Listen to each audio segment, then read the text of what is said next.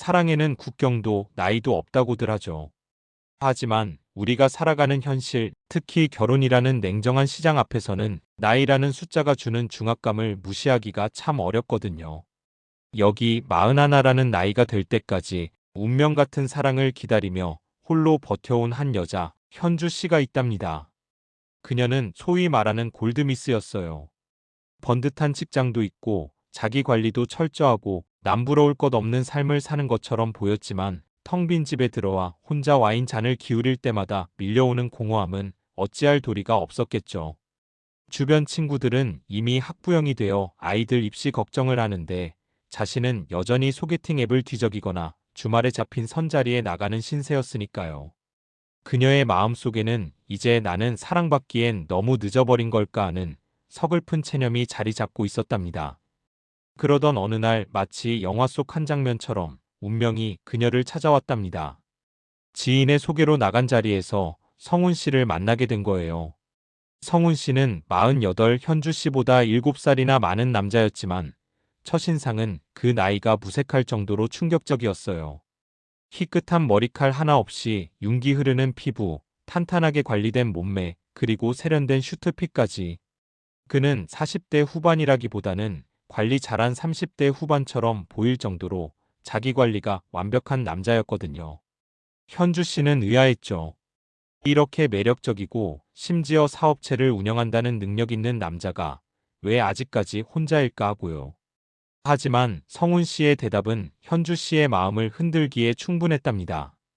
젊어서는 사업을 일으키느라 앞만 보고 달리느라 여자를 만날 시간이 없었고 자리를 잡고 나니 순수한 사랑보다는 자신의 배경을 보는 사람들만 꼬여서 결혼을 미뤘다는 아주 그럴싸한 서사였거든요. 현주 씨는 생각했죠. 아, 이 사람도 나처럼 진짜 사랑을 기다리느라 늦은 거구나 하고 말이에요. 그 동질감은 순식간에 호감으로 바뀌었고 두 사람은 급속도로 가까워졌답니다. 연애는 그야말로 꿈만 같았어요. 성훈 씨는 현주 씨가 그동안 꿈꿔왔던 연애를 실현해 주었거든요.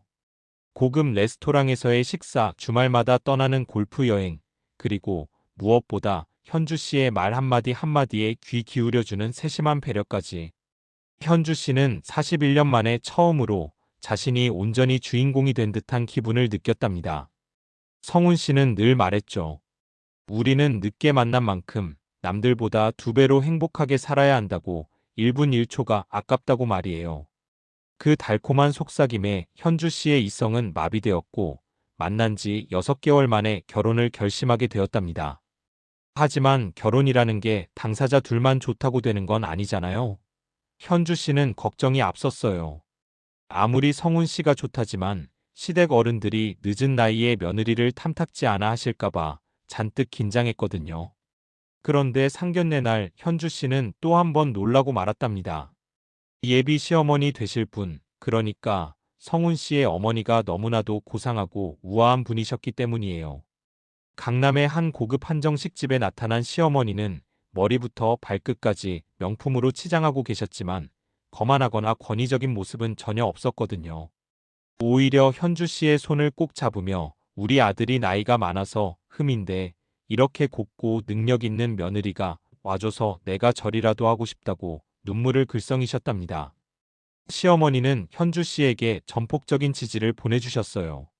예단이나 혼수 같은 건 필요 없으니 몸만 오라고, 신혼집은 아들이 해놓은 강남 아파트가 있으니 거기서 살면 된다고, 며느리 힘들게 하는 시어머니 노릇은 죽어도 안 할 거라고 호언장담하셨죠. 현주 씨는 감동했답니다. 남들은 고부 갈등으로 이혼한 애 만회하는데 자신은 남편 복에 시어머니 복까지 타고난 것 같아서 세상을 다 가진 듯 행복했거든요. 그렇게 현주 씨는 주변의 부러움과 시기를 한몸에 받으며 화려하고 성대한 결혼식을 올렸답니다. 41살의 늦깎이 신부가 아닌 세상에서 가장 행복한 신데렐라가 되어서 말이죠. 신혼생활은 완벽해 보였어요. 한강이 내려다 보이는 넓은 아파트, 아침마다 모닝커피를 내려주는 자상한 남편, 그리고 주말이면 반찬을 바리바리 싸들고 와서 며느리 밥 챙겨주시는 시어머니. 현주 씨는 매일매일이 꿈만 같았고 이 행복이 깨질까봐 두려울 정도였답니다. 하지만 너무 완벽한 것은 어딘가 반드시 균열이 있기 마련이잖아요. 그 균열은 아주 사소한 곳에서부터 시작되었답니다. 결혼하고 2달쯤 지났을 무렵이었어요. 남편 성훈 씨가 며칠째 잠을 못 자고 한숨만 푹푹 쉬는 거예요. 현주 씨가 무슨 일이냐고 물어도 남편은 아니라며 당신은 몰라도 된다며 말을 아꼈죠. 그러다 현주 씨가 끈질기게 묻자 그제야 마지못해 입을 열었답니다. 사업상 급하게 자금을 융통해야 하는데 일시적으로 현금 흐름이 막혔다는 거였어요.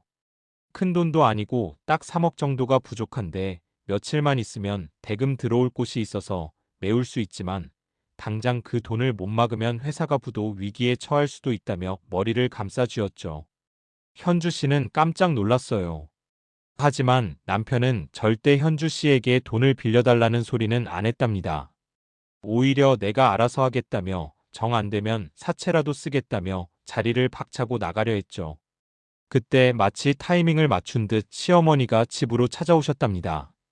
울고불고 난리가 난 시어머니는 현주 씨를 붙잡고 하소연을 하셨어요. 아들이 자존심 때문에 너한테 말 못하고 사채를 쓰려고 한다. 사채 잘못 쓰면 집안 망하는 거 순식간인데 어떡하면 좋으냐, 네가 융통 좀 해줄 수 없냐고 말이죠. 현주 씨는 갈등했어요. 3억이라는 돈이 적은 돈은 아니었으니까요.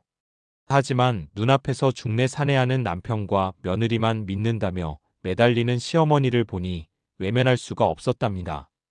게다가 남편이 보여준 회사 서류며 통장 잔고 증명서들을 봤을 때 며칠 뒤면 충분히 갚을 능력이 있어 보였거든요.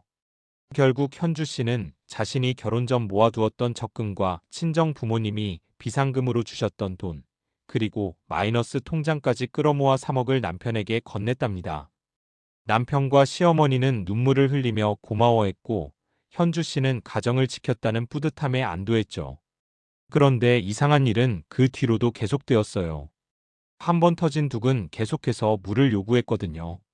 이번에는 세금 문제라며 명의를 잠깐 빌려달라고 했고 그 다음에는 시어머니가 투자하는 땅이 있는데 며느리 이름으로 사두면 나중에 증여세가 절감된다며 인감도장을 요구했답니다. 현주 씨는 슬슬 불안해지기 시작했어요. 아무리 가족이라지만 돈거래가 너무 빈번하고 요구하는 액수가 점점 커졌기 때문이죠. 현주 씨가 주저할 때마다 시어머니는 서운한 기색을 비치며 우리가 남이니? 넌 아직도 우리를 못 믿는구나. 내가 너를 딸처럼 생각했는데 섭섭하다라며 감정적으로 호소했답니다. 그 가족이라는 단어, 딸이라는 단어가 주는 족쇄 때문에 현주 씨는 거절하지 못하고 끌려갈 수밖에 없었죠. 그러던 어느 날이었어요. 현주 씨가 우연히 남편의 서재를 청소하다가 낯선 휴대폰 하나를 발견하게 되었답니다. 꺼져 있는 휴대폰을 켜보니 그곳에는 충격적인 문자 메시지들이 가득했거든요. 김 여사, 이번 건 3억 입금됐어? 내 몫은 언제 보내줄 거야? 이번 호구는 좀 깐깐한데? 작업 좀 더 세게 들어가야겠어. 엄마 연기 좀 살살해. 너무 오버하니까 의심하잖아. 현주 씨는 손이 덜덜 떨렸어요. 김 여사라는 호칭, 호구라는 단어, 그리고 연기라는 말. 설마 하는 마음에 그 번호로 전화를 걸어보았죠. 수화기 너머로 들려온 목소리는 다름 아닌 시어머니였답니다. 너무나 익숙한 그 목소리로 성훈아. 왜? 그년이 또 뭐라 그래? 라고 묻는 순간 현주 씨의 세상은 산산조각이 나버렸답니다. 그날 밤 현주 씨는 남편과 시어머니를 앉혀두고 추궁했어요. 처음에는 잡아떼던 두 사람도 현주 씨가 들이민 휴대폰과 녹음 내용을 듣고는 안색이 싹 바뀌었죠. 그리고 밝혀진 진실은 현주 씨가 상상했던 것보다 훨씬 더 끔찍하고 더러웠답니다. 여러분 놀라지 마세요. 48살 동안의 사업가 성훈 씨와 우아한 귀부인 시어머니. 이 두 사람은 사실 모자 관계가 아니었답니다.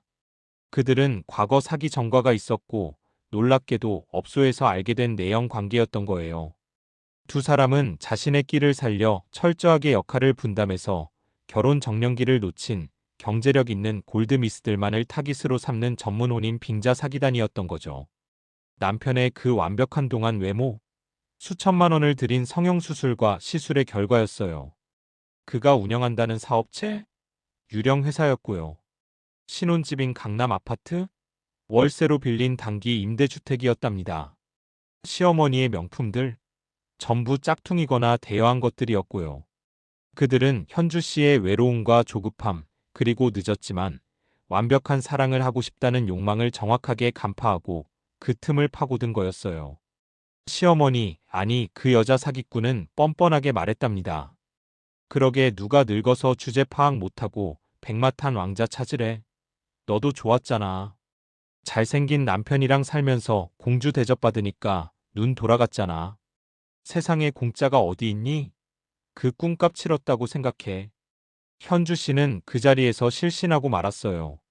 사랑이라고 믿었던 모든 것이 철저하게 계산된 연극이었다는 사실, 자신이 사랑했던 남편이 사실은 자신을 호구라고 부르며 비웃던 사기꾼이었다는 사실에 영혼이 갈기갈기 찢겨나가는 것 같았거든요.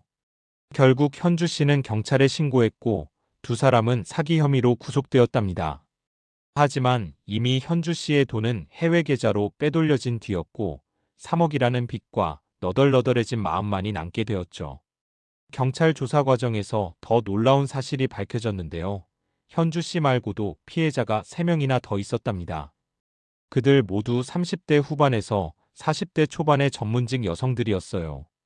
똑같은 수법, 똑같은 레퍼토리, 똑같은 시어머니 연기에 당한 거죠. 지금 현주 씨는 어떻게 지내냐고요? 이혼 소송과 형사 소송을 진행하며 지옥 같은 나날을 보내고 있답니다. 사람을 믿지 못하게 된 건 물론이고 거울을 볼 때마다 자신의 욕심이 원망스러워 펑펑 운다고 해요. 내가 조금만 더 현실적이었다면, 내가 나이에 맞는 평범한 사람을 찾았다면 이런 후회들이 밤마다 그녀를 괴롭히겠죠. 여러분, 이 사연이 단순히 운 나쁜 한 여자의 이야기로만 들리시나요? 저는 그렇게 생각하지 않아요. 우리 마음속에는 누구나 신데렐라를 꿈꾸는 욕망이 있거든요. 늦었지만 보상받고 싶다는 마음, 남들에게 보란 듯이 잘 살고 싶다는 과시욕, 그런 것들이 우리의 눈을 가리고 귀를 막게 만드는 건 아닐까요? 사기꾼들은 바로 그 욕망의 냄새를 기가 막히게 맡는답니다. 너무 완벽해서 비현실적인 사람, 조건 없이 나에게 과분한 호의를 베푸는 사람, 그리고 끊임없이 돈과 관련된 무언가를 요구하는 가족. 이 세 박자가 맞아떨어진다면 한 번쯤은 차가운 이성으로 돌아봐야 하지 않을까요? 세상에 공짜 점심은 없고 동화 속 왕자님은 동화책 속에만 산다는 그 뼈아픈 진실을 잊지 마시기 바랍니다. 현주 씨가 잃어버린 건 돈뿐만이 아닐 거예요. 다시는 누군가를 사랑할 수 없을지도 모른다는 그 깊은 상처가 부디 시간이 지나 조금이라도 아물기를 진심으로 기도해 봅니다. 오늘 밤은 내 곁에 있는 투박하고 조금은 부족해 보이는 내 사람의 손을 한 번 더 따뜻하게 잡아보는 건 어떨까요? 적어도 그 사람은 가짜가 아닌 진짜일 테니까요.